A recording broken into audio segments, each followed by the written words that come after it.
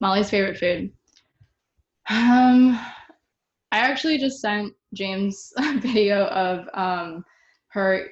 This is not the answer to your question, but she eats dog food every day, and it's in a purple bag. It's like a purple jelly bag, and very deluxe dollars a bag. And but regardless of the food, she takes the first like kernel crumb dog bit and she throws it and she chases it for herself. And it's like, I don't, I think a lot of people throw around the word joy, but I don't think it means anything unless they're talking about my dog throwing her food for herself to play with. It's my opening monologue. Thank you for that. Should I start? I'm going to start. Hi. Wow, this is so cool. There's so many friends here. I was not sure what to expect, but my name is Lai Yi. I am going to talk for a while, and it's going to range a lot of different topics, but I'm going to be honest, they're all kind of about me in some way, and I hope that's okay.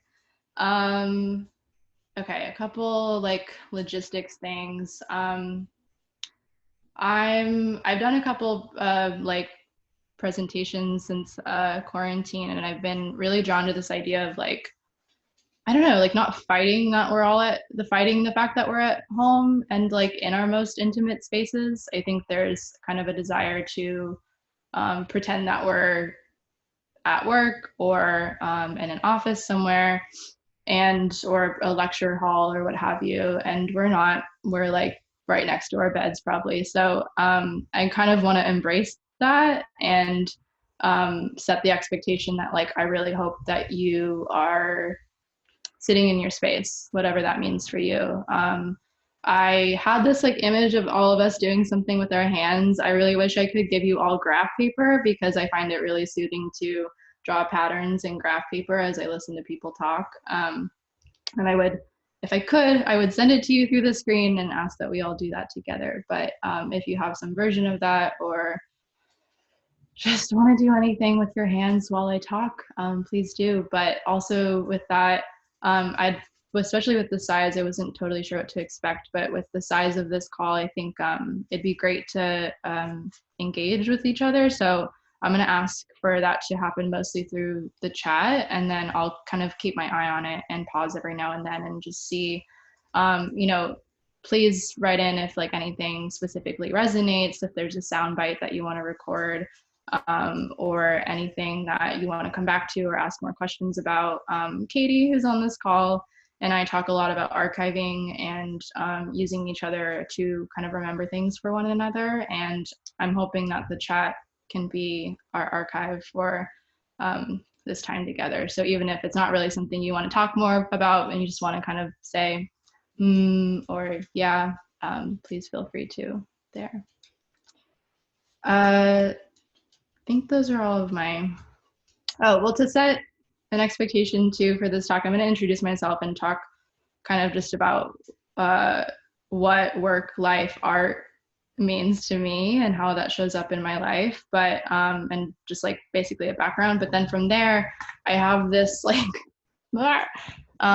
pile of cards, and I'm going to, as actually Katie knows, I'm a person that like feels so indebted to the order of a narrative. Like I will spend hours trying to make sure that I'm telling the story in the right order to make sure all the details are represented in a way that does them justice. And I'm kind of hoping to throw that to the wind today. I have all these cards, and the whole point of them is that they're not in an order and that I will come to them as they come to me and incorporate, kind of let chance have a say in how my information is presented, and to trust that. Those are my things. Does anyone have anything before we start? Great. Okay.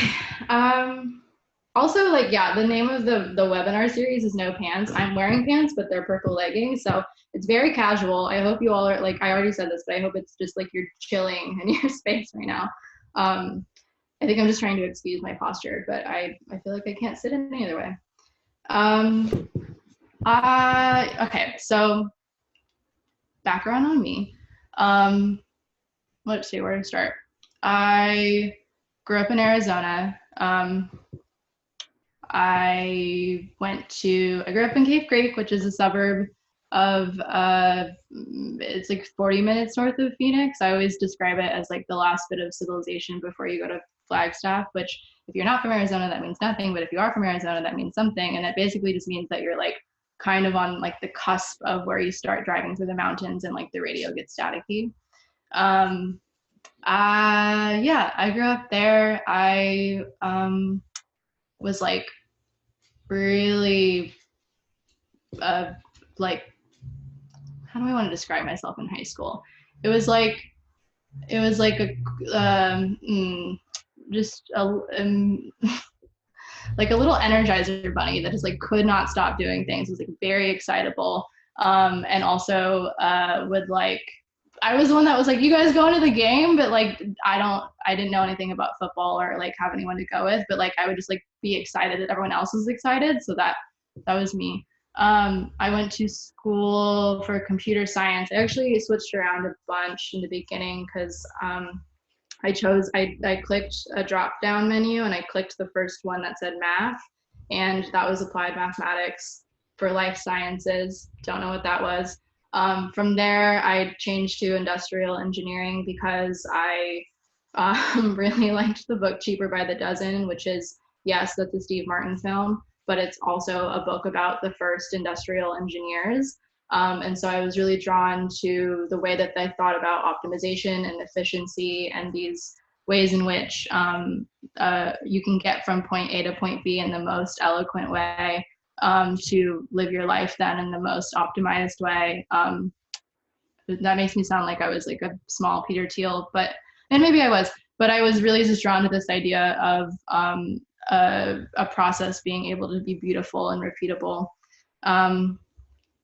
But what was interesting is that I actually, so I was like, again, still very like excitable, and I like joined the industrial engineering club and was like really gung ho. But then I realized that industrial engineering in 2011 is not solving like kind of, I had painted it with, or I had looked at it through rose-colored lenses when thinking of it as it was in the early in 1910s.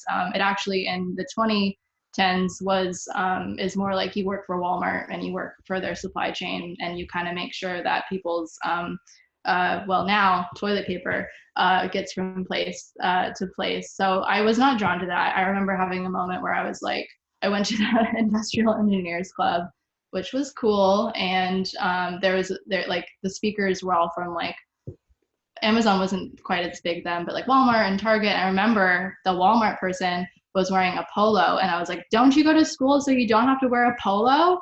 But so I didn't want to do that anymore. So I was taking a programming class, and I loved that so much. I found like I could have kind of the same satisfaction of developing a pathway that was the most repeatable and optimized through code. And there were kind of like all of the things that drew me to industrial engineering were uh, like I could implement those through code. So I did it and I loved it. I switched, and I switched like sophomore year. I'm gonna pause there and go back in time. So also while I was growing up in Arizona in Cave Creek, I was a really shy kid. Like I really didn't like talking. It was like the kind of shy where like it's like a chronic, like people don't like stop asking you questions because they're like nothing's coming out of there, so I'm just gonna stop.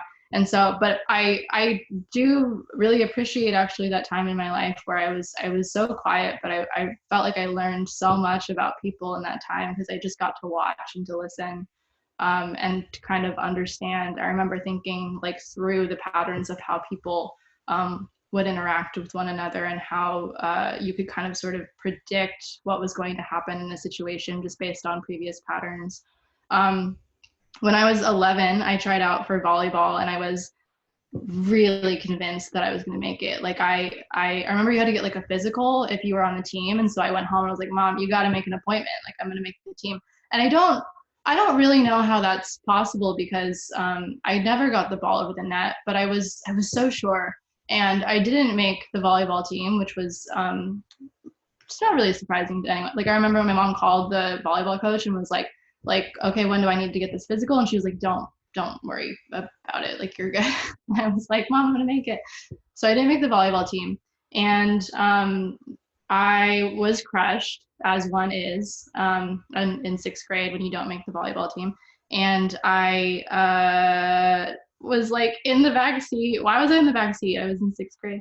But I do remember I was in the back seat and I was like, ah! And my mic was over and my mom was like, well, do you want to try something else? Like you can try something else. And I had just seen an episode. This is embarrassing. I'm a little embarrassed. I'm telling you this. Don't tell. I had just seen an episode of Made, the MTV show, and I thought it looked cool. And so I was like, well, I was crying and I was like, I just saw this episode of Made. Maybe I can go take a dance class. And I did.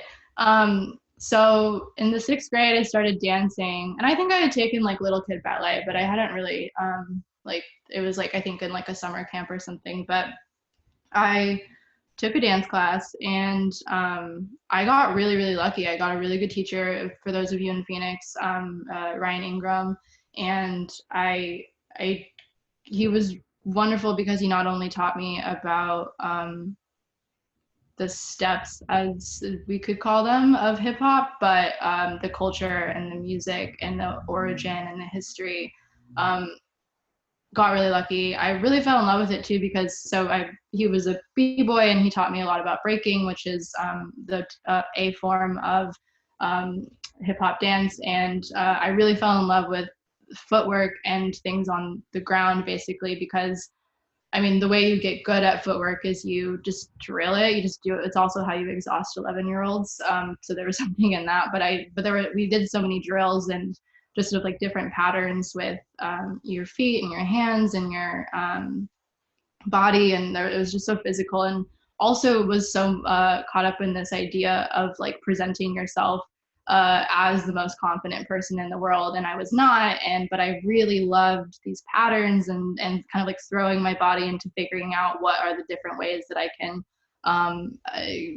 listen to this music through my steps, and so I did that. I fell in love with it, and that really gave me the first confidence that I had growing up, and I became I started talking more and I started presenting myself more, and I think that is in large part how I'm now a person who talks professionally, and I'll talk more about that. But dance gave me confidence is I think the short way of saying it, and it's always been dear to me because of that. In high school, I danced. I am recalling that they would have like talent shows, and one year I did a dance to. It was a mix. It was a mix that I did myself of Fergie, Janet Jackson.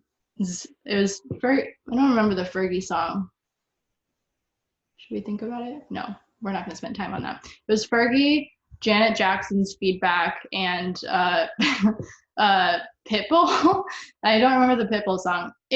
Honestly, it was a hit. I'm not gonna lie to you guys. It was really good, and everyone really liked it. But so I did. That was also like me in high school. That stayed with me through college, and I danced with a team in school. And it's interesting to think back because at every stage in my life, I've realized I've worried about whether or not I was going to. I was worried that I was in the next. I would like, whenever I'm preparing for a next stage in my life, I'm like, I'm worried I'm not going to dance enough. Like, I'm worried whatever configuration of my life that I'm going into that I'm going to lose it. And I've actively stressed about how I'm going to like keep up with whatever dance had previously been to me. And so this has been it's interesting to think about because the fact is that it hasn't happened yet. Like I've always found a way to dance. I've always found a way to engage my body in some form of expression. And I don't think that's by accident, but I also don't think that's necessarily like that's not always me making an explicit decision. If I can say this, I think it's just that I've always found my way back to it, and I've always found my way to. I've always made space for it, and I kind of don't know how. Like I think that's maybe even a little bit what may like I theoretically would be talking about in this talk is like how to make time for that, but I don't know. I think what I do know is that I've continuously um, I'm starting to trust myself more that I will find time for the things that make me feel good. And to worry about that is valid, but that to also trust that you can make space if I don't want to say if you want to, but that you just can. You can make space. I think we're caught up in the timelines now. So I was studying computer science and I had danced all my life. And I kind of remember like starting to get, there's a couple things that were happening. One was that I was going to computer science class in the day and like just being like algorithms and like whatever. And then I would go to dance class or to my dance team and I would be like, love that new Pitbull song. And there would be like, it just felt like I started to feel like I had two heads and it was this like really weird, I don't know. I kind of, it was hard. I was enjoying everything that I was doing, but I felt like I was two different people. Like I felt like when I walked in specific rooms, everything about me changed and there wasn't continuity between who I was with my dance friends and who I was with I don't know if I can call them computer science friends. They were like colleagues. They were like, you know, the boys in the class. And so I, and then like my friends' friends. I don't know. I just felt like I was like my worlds were splitting, and it was honest. It was getting hard to reconcile. And along that same time, I was actually becoming like, so this is we're getting older here, not taller, maybe taller. Who knows? Probably not. But I was getting older and I was like starting to kind of obviously think about like what does this all mean, like why am I doing all these things as one does in college slash life. And I was kind of realized like I was becoming really disenchanted is really the point with like the knowledge that I was consuming in class, because I just kind of didn't know why it mattered. Like I kept coming back to that question, like why does this matter? Like I think this theory of computation is possibly the most beautiful thing that I've ever heard in my life, but why does this matter? And then I would, you know, feel the same way about dance. I would be like, this is great. I love this shitty rap music, but like, what are we like doing here? And I was having all of these questions. Simultaneously, I was hanging out with a lot of artists and I was hanging out with a lot of people that were kind of asking those questions, but also saying, we don't know, we're just going to do it anyways. And there was something really inspiring about that mindset of like finding a way to ask these questions in a way that was still producing something and still finding a way, not necessarily forward, but like towards something, towards a center or towards outwards, like toward like a trajectory, while still asking these like, what does that mean questions. And so these are all like very infant, not to be condescending to my past self, but they're very like first steps in terms of like where I started to kind of think about art as a concept and like what art's place in the world was and what that could, what thinking of something as an artwork could not do, but where that could sit in my world and how that could reconcile all of these different kind of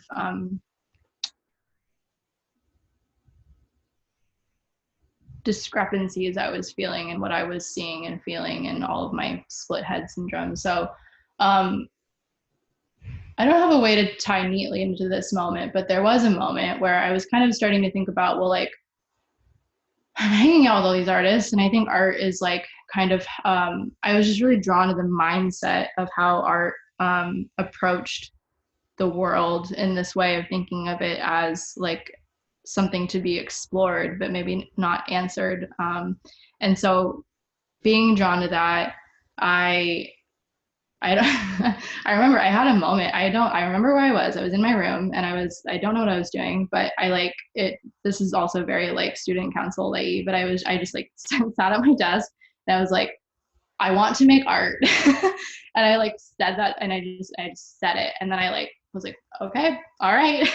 And I said that. And at the same time, I was really starting again, like I said, to be disenchanted with school. And I was like, well, I don't want to be just only doing this, like, but what do I change? And so I signed up for a digital culture class, which was um,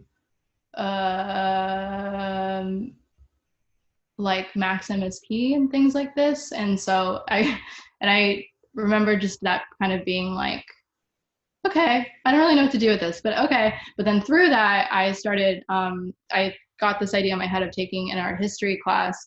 And that was a game changer because then I really started to be able to think about how art is, the way in which artists are able to ask questions in the world that kind of it seems like nobody else can. I don't know if that's true, but I do think that there's very few disciplines that are able to keep asking questions. One of my cards here is a friend has this thing where her advisor will ask her just like, is that true? And if so, why? Like repeatedly. They'll just get at an idea and they'll say, is that true?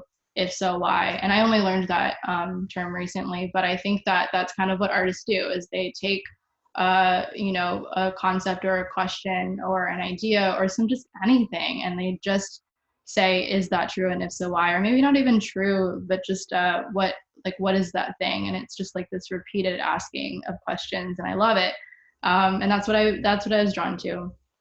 Um, so I graduated with a computer science degree and an art history minor, and this like statement that I was going to become an artist. And I don't really honestly know how to even fill the gap from between then and now. I think I just started to make things, and for me, making things has always been, I don't think I've ever had a moment where I'm like, I made art. Like I don't actually think I know how to be an artist. And I think that's something that's what I'm learning, is that every artist feels that way. Like, I don't know. I think I just kind of do a thing, and describing it as art allows me to continuously never be done with it and just to keep molding it. And so I think that's why I call it art. Um, and so, but fast forward, and that was longer than I meant it to be because I spent time talking about my ninth grade talent show. But fast forward, and one part of the gap to fill is that I also then after school, so I managed to get through school by balancing it with this art history minor, and basically feeling like I could, I think both disciplines, art history and computer science, are kind of about systems, and they're both of them are thinking about um, how everything fits together. And so I think that knowledge really carried me through the rest of my degree and got me over my what is anything crisis. And fast forward, I started working in project management at various tech companies. And I should pause there because the project management part is also to me very much working with systems. It's very much thinking about how people can interact in a specific way in which they'll all bring out, the corny way to say it is the best in one another, but the capitalistic way to say it is the most production out of each other. And I think the person way to say it is just the most uh, um, uh, just getting along. It's about thinking about people as systems that can get along. And so I was really drawn to that aspect of it. I get to make a lot of spreadsheets as a project manager. There's a lot of like, liking things organized kind of tendencies. And I also got to be around technology. And so I think I just kind of fell into that, to be completely honest. There was an internship and I just happened to be good at it and I kept doing it. But there are many ways in which I find project management to be much like computer science or programming. And but instead of working with code, you think you're working with people. Um, okay, that's the background. And the fast forward is that now I'm working as the director of a project called Measurement Lab. We measure the internet. And yes, the joke that you want to say right now is, how long is it? Um, it's a good joke. That's what people, yeah, that makes sense. It's a good joke. I don't know how long the internet is, but I measure the internet, and I work as the director of a team of so many men. And I care about it so much. Like I love the work that I'm doing, and there's so much in it. But it is a 9 to 5, and I think that's the kind of basis for this talk, is that at the same time, I'm also doing a residency at Movement Research and Pioneer Works. I don't know how that happened at the same time, and also at the same time as COVID-19, but I am. And I think what I really want to get at and gave you all that background about was just that in all of those many backstories that led to me thinking of myself as an artist, and also as someone who can, oh, thank you, David, for as someone that could work in technology for the rest of, for some time. I got so distracted by that link. I'm thankful for you, David, but I'm a little bit mad at you. Okay, I'm just not gonna look. um, all of that, all along the way, I never thought it was really possible to do both. And I think a lot of people told me that it wasn't. And I think I started to see a lot of friends that were starting to make decisions based on the assumption that you could only do one or the other. And I think it was a little bit, honestly, of an accident that I managed to start in a place where I could do both. Like the art history and the computer science thing was honestly just like a coping mechanism. And then to make myself like have faith in what knowledge could be again. And then I just kept going. And now it's like a goal of mine. It's something that I don't want to let go. I think I wrote this in the Instagram post, but like, you know, my not worst fear, that's like, this is a dumb worst fear, this is my worst fear, but I really don't want to have happen is for my career to be considered my day job, and for my creative practice to be considered my hobby. That idea really pains me, and it really makes me like anxious, honestly, because I feel like both are so important to me that I would never want one to not have the space that it wants, that I want it to have in my life. And so that's all of the backstory of why I wanted to talk about this, because I think it's a hard thing to do, and there's many things that along the way I've learned, and that I don't know if I wish someone had told me, but I do kind of wonder if someone had told me, if I would have felt less stressed or less alone or less unable to do what I wanted to do. I don't know. But I do know also that I think I would love to see more people doing this. One distinction to make too is that my work and my art practice are certainly, they inform one another, but they're pretty separate. And I guess I just mean that, like, when I mention that I'm an artist at work, I just breeze past it. I kind of just like say like, oh, you know, like you do. And I breeze past it a lot, honestly, when I describe what I do professionally. And I am working on that, honestly, but they're, just to say that they're pretty, the chances, how about this? The chances of the people in my workplace and then my creative practice ever interacting are like slim to none, and like on their own. And I think that gets into this like two different worlds thing. But one of the things I wanted to talk about was like how to kind of, how I've tried to wrap my head around that.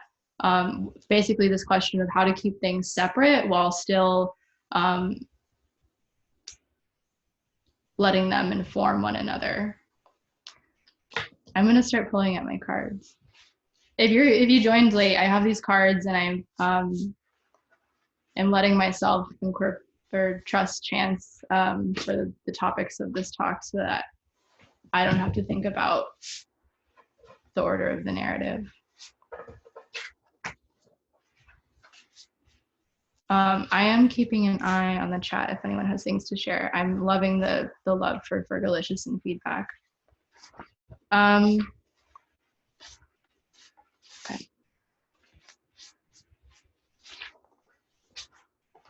One thing that helps me to remember, this part says, you are the expert of your own work. And that is something that I think I learned actually in the workplace when I would express that I felt like I didn't know what I was talking about. I had a mentor who would say, like, nobody knows as much about what you know. Like, you know more than anyone about what you know. That's kind of like a circular statement, but it helped me a lot because it made me think about, like, I'm the expert of my own experience. And so if I'm making work about my own experience, I can't be wrong. And I think there's something to be said for wanting to make sure that you're making statements that hold up, but that ultimately, if you can speak to it from your experience, there's always going to be something valid from that.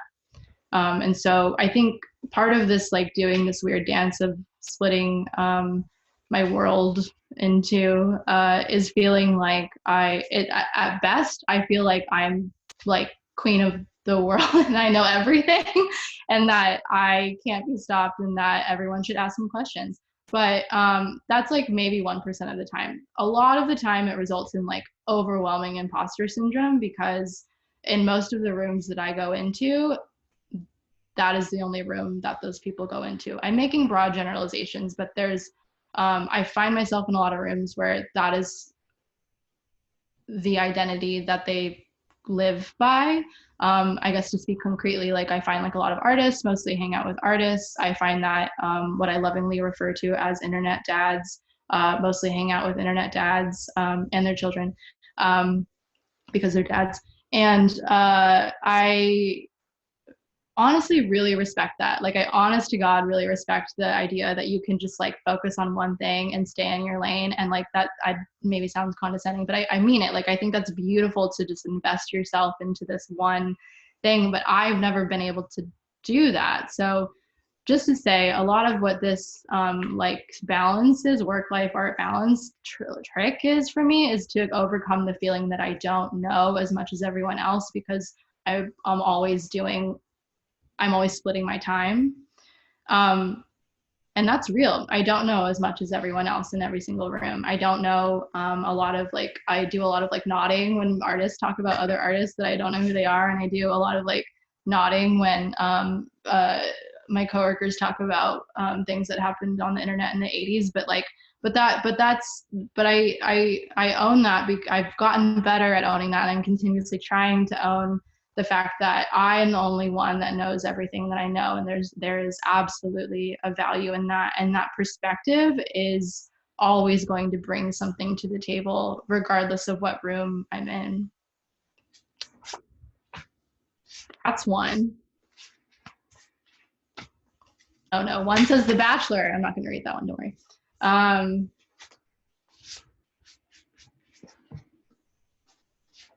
This is related. I mean, I have this kind of premise. This one says good work can show up in any room. I'm kind of talking about work in terms of like an artwork, but I really mean that I think I have this concept, and I don't know if it's right, but I have this idea that like, I don't want to say a good idea, but there are ideas in the world that it doesn't matter who you are, but that you can take something from or to relate to it a little bit. And I think there's a desire in my work and also just in my person to be able to bring something that can show up in any room. I don't know if that I'm not saying that should be like a goal for every artist or that's what makes good work, but that has helped me show up in so many rooms, is to think about how can I make this thing that I'm thinking about make sense to the language that this person understands. and that kind of helps me engage in conversations where I maybe feel like I don't have as much to offer, but to try and meet them where they're at. And there's like this beautiful linguistic exercise that we both do to be like, oh, when you say that, you mean this, and try and translate. I think there's a lot of my work that is towards translation, and I think that I'm not, again, I don't mean to say that everyone needs to make this kind of work, but that helps me exist in so many spaces.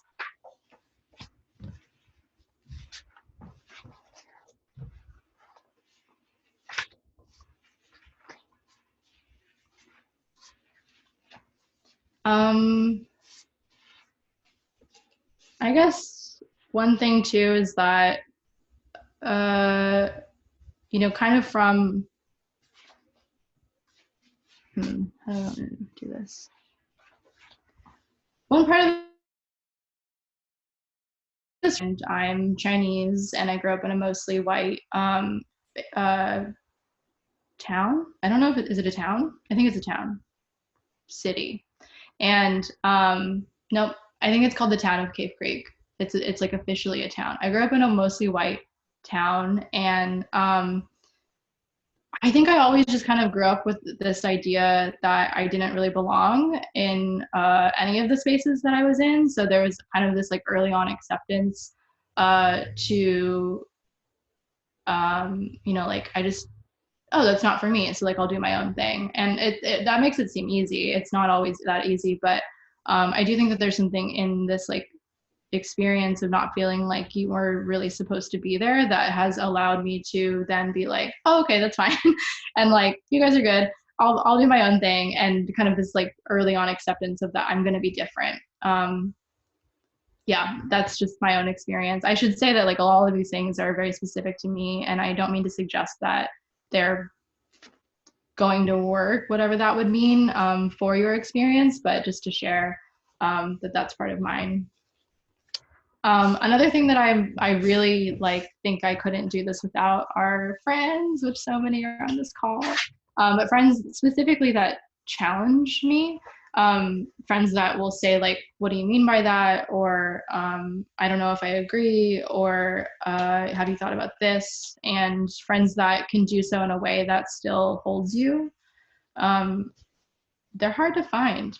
Friends like that are hard to find. But when I really credit my ability to kind of at the end of the day with things all over the place to be able to come back to friends that kind of center my thoughts in something that is supportive but also structured.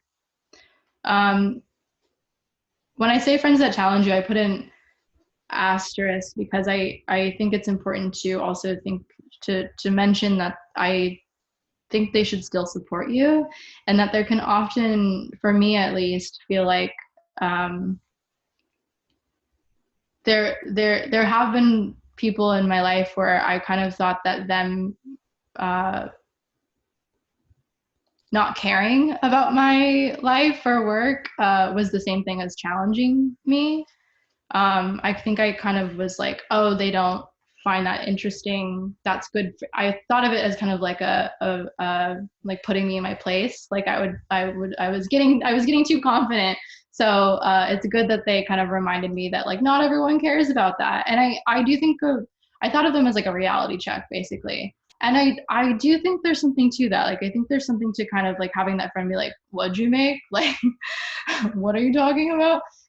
But I do think that I'm learning as I progress that there's a way to do that. There's a way to be a reality check and still be supportive. And so as much as I think friends should challenge you, my asterisk is that it's that's not the same as not caring. What else is in here? I'm also like, if you have questions, I'm open to those. Thank you for all the support in the chat.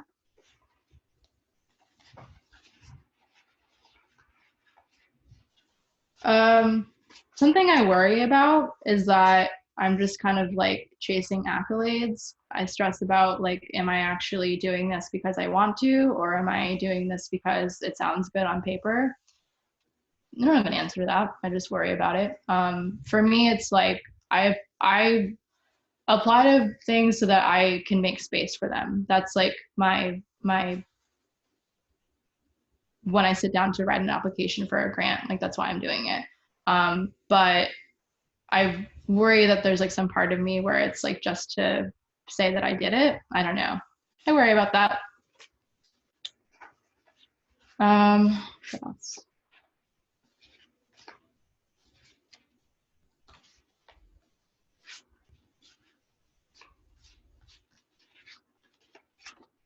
That is a huge issue in academia. And I worry. See, it's not why I wouldn't go back to school, but I would worry that I would really lean into that if I went back to school, this like accolade chasing thing. Because right now, this is part of it actually. This is good. Thank you, Matt.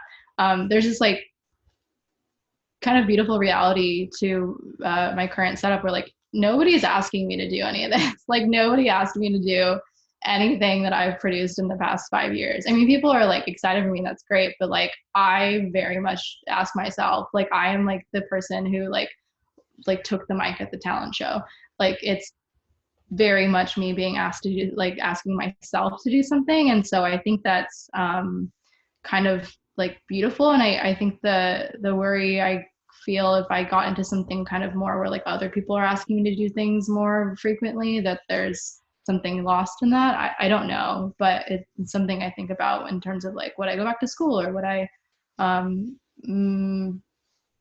pursue arts full time, whatever that would mean, which I guess is part of this. Just like a general thing, it's not really like this one says see what sticks.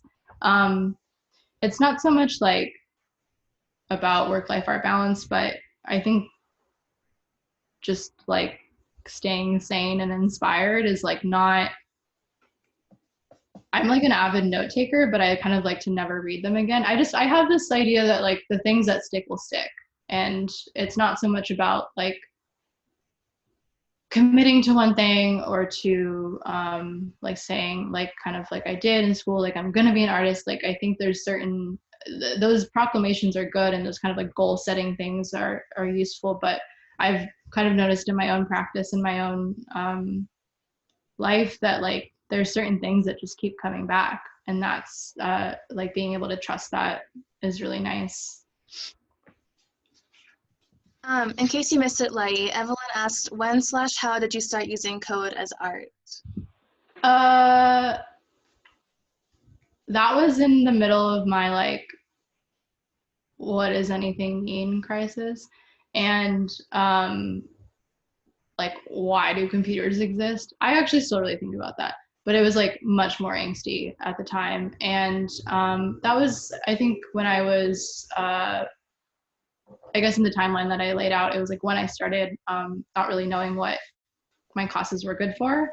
And so I kind of used code poems as a way to like at least make them useful to me, make code useful, or make code mean something to me.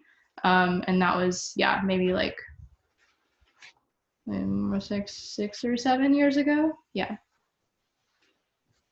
Hi, Melanie. Cards. Oh, this is a good one. This one says Jeremy Bailey. This is stuck with me for a while, and I think actually has been like really influential in how I have been able to kind of construct my life in this way. Jeremy Bailey is a net artist. He had a podcast at some point, and maybe still does, with Raphael Rendenzal, and they would just kind of like talk about arts and tech, or art, I don't know, whatever, new media. And this is like years ago, but I remember on one podcast, Jeremy Bailey said, I am fortunate enough that my day job informs my art practice. He says he said he used it as research for his art practice, and that stuck with me hardcore. That was something where I was like, okay, this is a way where you're not, I think the thing with a 9 to 5 is that it can feel like you're just not doing your art. You're like doing something totally different, and you're just kind of like chugging away at this thing that's not really the thing that you want to do. Um, what he was expressing was that he found a way, and he felt fortunate that he had found a way to make that useful to his art practice. So there was something in what he was doing from 9 to 5 that was helping him do the research he needed to for his work. And that always really stuck with me as a goal. I think he was like, I don't know what he was. I think he was like a creative director or something ambiguous like that. But it stuck with me that there was this way in which I didn't have to throw away 8 hours of my day, and that there would still be this way that I could engage with my art practice all the time. Oh, good. Yeah, I'm glad that you've heard that too. Um, yeah, so that's always stuck with me, and I think that's true for my current life. Like I'm continuously inspired by all of the information that I'm learning. What's sticky about this too is that like I don't want to make art about my career. The separation is actually really important to me. Like the separation of the kinds of questions that I ask at work are very different. And so I think this is the whole talk, is like how to keep these things separate but informing one another. One thing, I don't have a card for this, but I was listening to a podcast, another one, and it was with I feel like I'm revealing so many things about myself. It was with Ariana Grande's manager, and he was saying that it's interesting because like a lot of times we talk about balance, and he was offering the concept of harmony instead. Again, we know that this is like a small shift, but I think it actually has really helped me in terms of his point was that when you say balance, it can suggest that you always have to be giving up one thing or another. Like you always, if you're not doing this thing, if you're doing this thing, inevitably you're not doing that thing, right?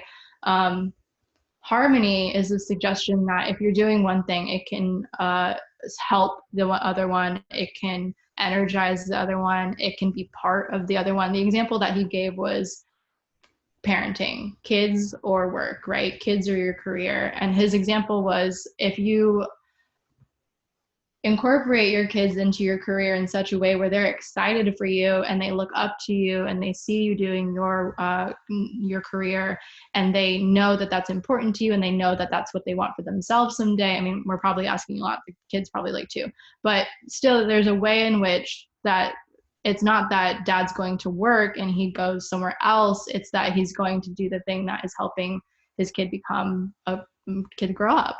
And so that's a very specific example. You know, I'm sure it's different for everyone, and the possibilities of that are different for everybody. But I think that's related to the Jeremy Bailey thing, in that like they don't have to, like, as much as they can stay separate, they can still have links towards one another.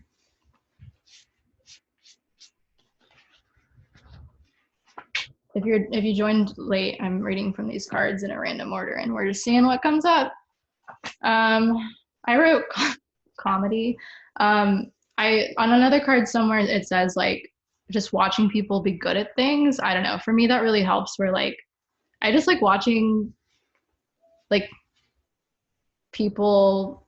Oh God, I'm gonna sound like I'm on Ellen, but like just people be good at things. Like people like just enjoy what they're doing, and so that's one way I think that it helps to like stay engaged in all of these different things, is to just like be consistently exposing yourself to things that you don't understand but people really enjoy. Stand-up comedy has been one of these things for me, and which is probably why I now think I'm a stand-up comic, and I'm not. But there's something in the way that they're always like if you think about it, like the form of of like approaching the situation and thinking how can I make this funny is like actually it's like a really intelligent process, right? Like you're literally having to think about how are people going to perceive this? How are people not going to want to laugh about this? What is kind of funny? What is the thing that like none of us want to say? Like there's like all of these outlayers to it where like, and there's a charisma to it, right? So there's like, not only are you having to like break down these complex things down, but you're also having to repackage it in a way that is really relative. Not everyone finds things, the same things funny. So I think I've been really drawn to comedians lately and watching them be good at it because I think it's, as someone who tries to ask like questions in different ways, again, kind of this career or artistic practice are asking totally different questions in different ways. I think one of the ways to do that is to look at how someone else is doing it in an entirely different way. And that keeps me engaged.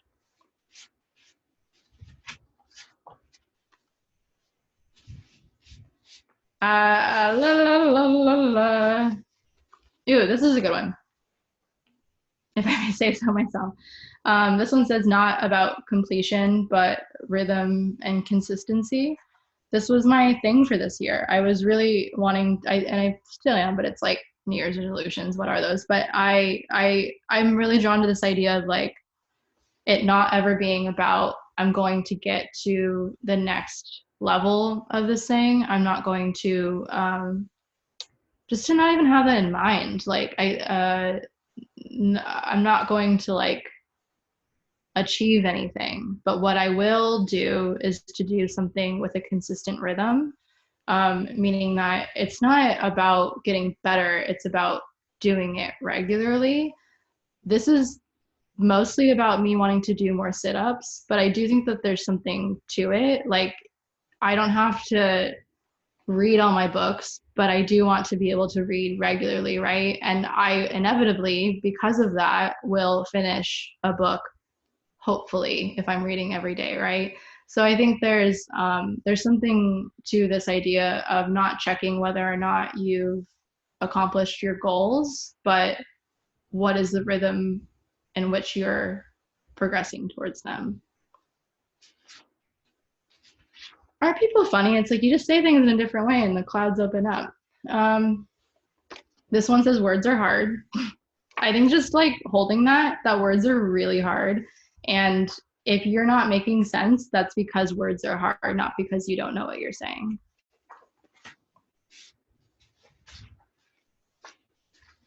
Downplaying. I've done it like a couple times on this. I go back and forth on this. I go back and forth on whether I want to be the type of person that's like, I've done these things, or if I want to be the person that like you look up their website online and realize that they're like low key a celebrity. I don't know. I think there's something to, you know, my mom would say that she's always like the answer's in the middle. I think that, and this is right. I think there's a way to be confident about your work without bragging about it. But I don't know. I'm working on the downplaying part, because I often find myself being like, it's not a big deal. Like, it's fine. I'm not, and I'm really proud of the thing that they're trying to congratulate me on. And then when they tell me that it's a good thing, I'm like, you're meh. And I like wait and do this. And so I want to get better at that. I think there's something, because I also think that's like putting the onus on, that makes them feel like they have to make me feel better about it. And I already feel great about it. And I would love to talk about it, but I'm doing this thing that's making them feel uncomfortable. I don't know. I'm getting better at it. Don't downplay or try. I don't know. I'm trying not to.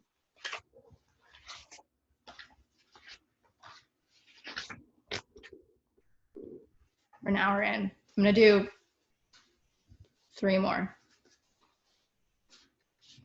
There's so many.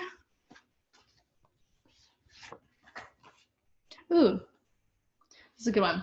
This one says arts. It should say. It says, I meant to write, the art is in the administration.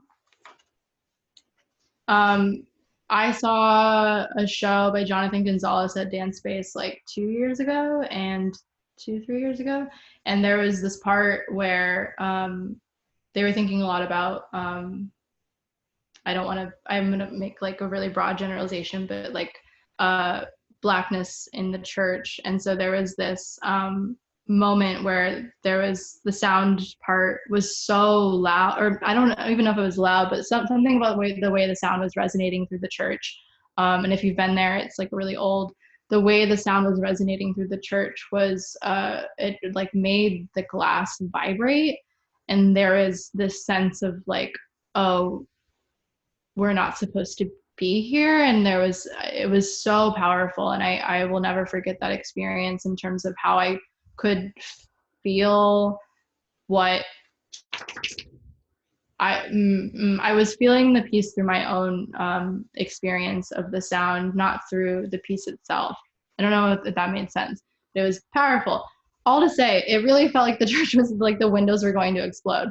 And I remember talking to Jonathan about it, and they said they were kind of describing like this whole process of having to like talk to the church, the people who maintain the church, the people that the people that like run it, and then the people that like physically maintain it, and this process of like administration, and how that was so much of the artwork itself were these conversations with the venue, and these conversations about how they were going to treat the venue, which was a church. And again, they were thinking about these questions of their identity within this institution. And so these conversations were essentially contributing to the artwork as much as the performance was itself. And so that's really stuck with me, this idea that the art was in the administration, that there is as much of the work that the work that goes into the work is as much of the work as the work itself. Words are hard, and but that stuck with me because I think that's actually I've worked in arts administration, and I think it's really valuable to try on different hats so that you can understand how much of your practice or how much of your work is going into the parts that you don't really see. That was a lot, but I think that there's something to seeing how your work embeds itself in other parts of the process. Can't remember how many more. I'm gonna do one more. Oh, this is a good one. I've just been getting better at routines. Like,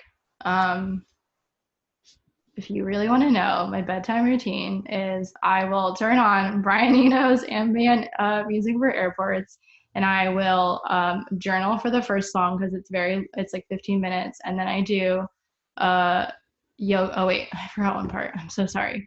I brew myself some sleepy time tea, and I drink that while sometimes I wash my face during that, and then I journal, and then I do a quick yoga, and then I read. And I struggle a lot with a healthy sleep pattern, and I still am like pretty bad at it, but this routine has been really helpful for me. And I think that in this question of how do we maintain ourselves as we move through different spaces, I think routines are a big part of that. Routines are this way of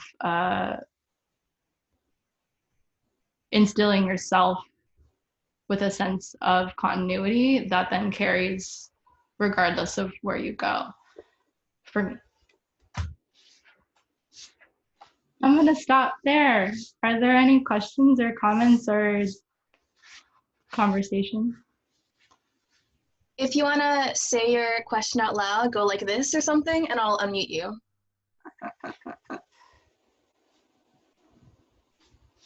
No one's waving? It's okay. Or you can also say in the chat, like, unmute me. Hi. Hi. Yeah. First of all, like I have this in gallery mode so I could see everybody's reactions. And like, I don't know if anybody else had it in gallery mode, but like several times I was like, oh my God, like, because there were very many. I also was like typing in my notes app, like taking notes while I was listening to this.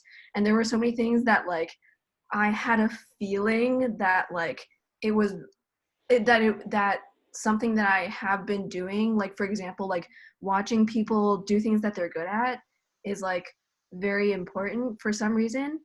And I didn't introduce myself. My name's Evelyn. I'm a rising junior at Boston University. I'm majoring in graphic design and I'm minoring in art history.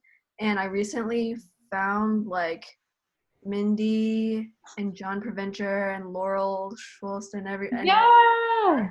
and like MVPs. Yeah. my own research has a lot to do with digital archives and like digital moments and like social media, like micro infrastructure ethics and a lot of like humongous words that I have no idea about. But I They am don't like mean anything. They mean something. Go ahead. Sorry. I've been I've been very like inspired by like all the work that I've been finding online and just wanted to like I guess I don't really have a question as opposed to like it felt really meta to like be here because it feels like you are like okay, forgive like the dramaticness, but it feels like you are like me but grown up and like a I'm lot not of grown things up. that like My dog's sitting on me. Sorry. Mhm. a lot of things that like you like spoke about I wrote down. I was like, oh my god, I was also super shy as a kid. I was also like super excitable in high school. I wanted to do everything, wanted to achieve everything. I started dancing in college. I also like became like last year became super disenchanted with design and I was like, am I even a good artist? Like I was like, why am I even doing art? Like why does this matter? And I was also like suddenly in that time like sorry not to make it all about me but No, I, you I know just you. um I like struggled a lot with mental health with anxiety and PTSD and like trying I like am making art I guess to like make sense of everything and I was also very attracted to systems and just like I guess I want to say like you never know how much your interaction with like a younger artist can affect them and I like that applies to like with like everyone that I've been finding on Instagram and reaching out to and they've been like so kind to me and also like there are younger artists in my college who like reach out to me and who I've also because of the generosity of everybody else able I've been like encouraged to like spend a lot of time with them and like mentor them. So just like thank you, and I hope that Ah! we can be friends. Oh my god. I'm not gonna cry. I'm not going to. But wow, thank you so much. I'm really holding that. Thank you. And also, are you freeing me from the past? We don't have to think about that. Maybe. Wow, thank you so much. You're Oh. welcome. Thank you.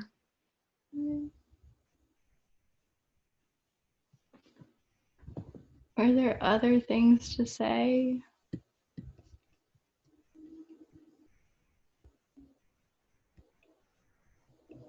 I'm scrolling through the chat. Definitely not a young Peter Thiel, said Andres. Andres? It's Katie.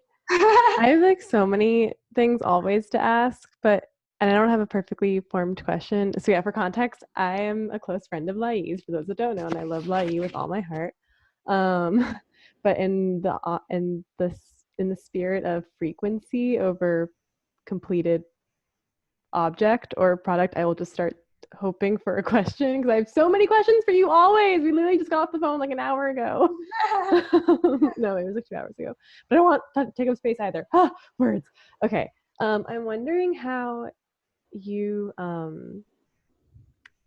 like so I'm so touched by this thing of like so there's like different like I'm so touched by this practice of honoring the space between different parts of your practice and disciplines and also like I'm thinking about them the space between different chapters like temporally and I'm wondering this might be really abstract, I'm sorry, and poetic, but like how do you like what does it mean to like love your past self? Like what does like loving like across time mean? And maybe to even build off of like Evelyn's question of like intergenerational friendships, like what is like loving of a past time? And I'm thinking also a lot about unlearning imperial and temporality with Azulais. That's like a whole other thing which I know we talk about, but like loving across time is like a very important thing.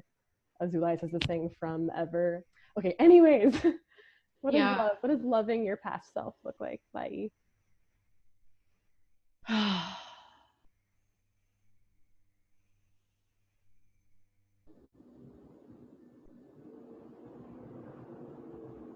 I think it's like,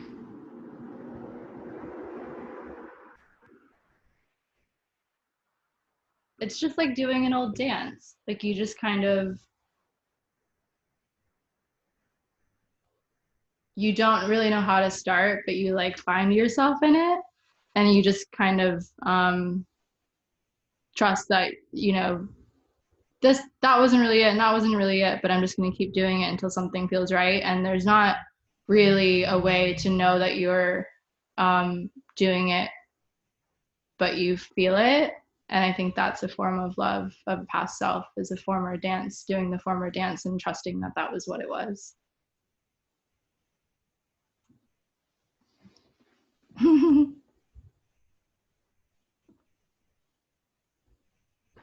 It's very okay to leave if you don't have a question and start feeling awkward now. But if you also want to say something, that's great.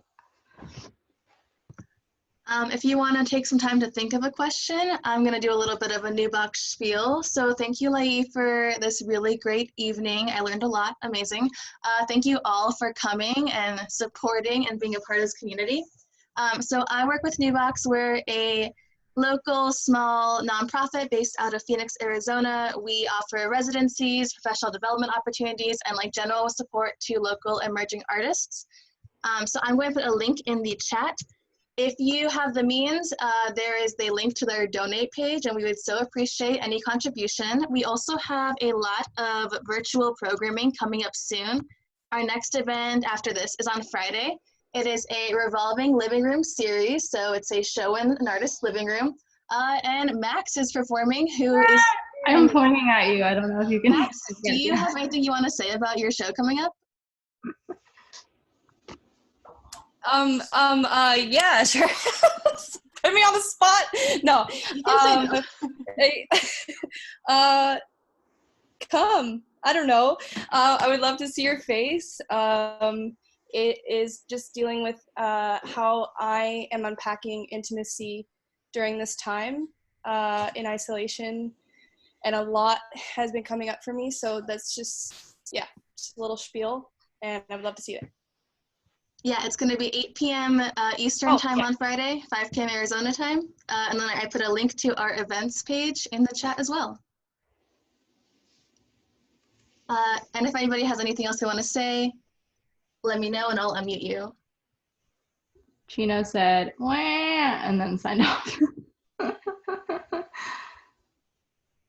Thank you all so much. I feel your waves towards me, and it's really lovely. I'm really appreciative of this. I hope it's just clear that this was all very much obviously just a rant about myself, but that I hope that it can maybe resonate across the Zoom waves and into what you want to do.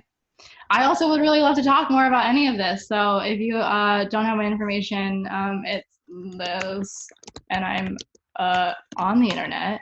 And yeah, thank you. I have so many cards here. Love you all.